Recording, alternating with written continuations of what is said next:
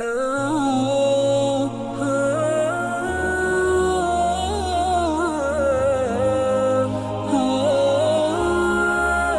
بیعت تجدید څه مطلب؟ دا مطلب دی چې مخکې یو سړي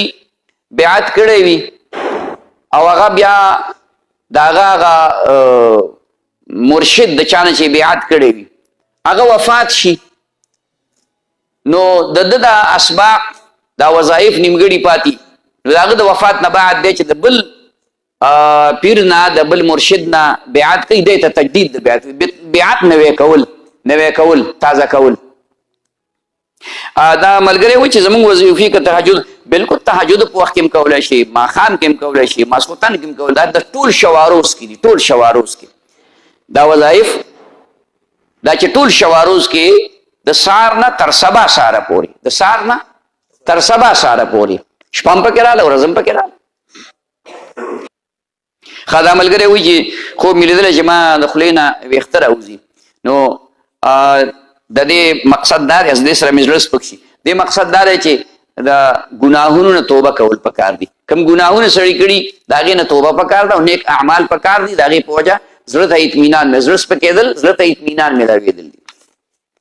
دا وایي د شیطان دا خو الفاظ خو وران لیکلي، خو مقصد دا چې شیطان سره خو شیطان نه و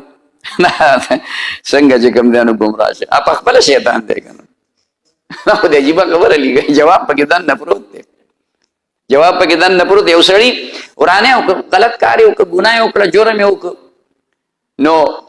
ګناه هر مسلمان بنده چې ګناه وکړي د زړه کې ایمان وي که نه، نو چې ګناه وکړي نو دی فورا ستوماني، په قصاص ستوماني، خبره پوه شوې، نو چې هغه ګناه وکړه شیطانه مخ ته تور شه، غلط کار دی، شیطان راوي خدای دې غر کوي، دا چل خو ما ستا نه زده کړو، اوس به زه نورو ته ښیم، نو هغه په خپله شیطان دی، نو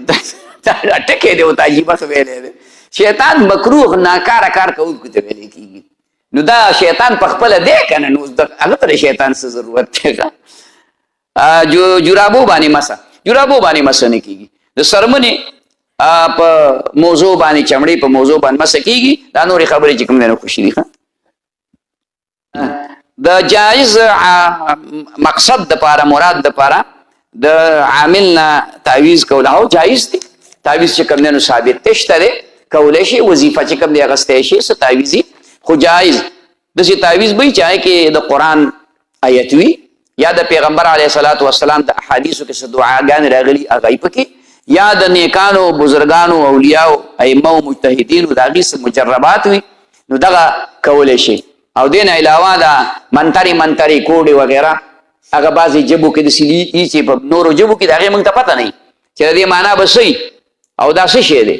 نو هغه دم او تعویض په کار ده چې کوم قرآن او حدیث کې بیا خیر دی.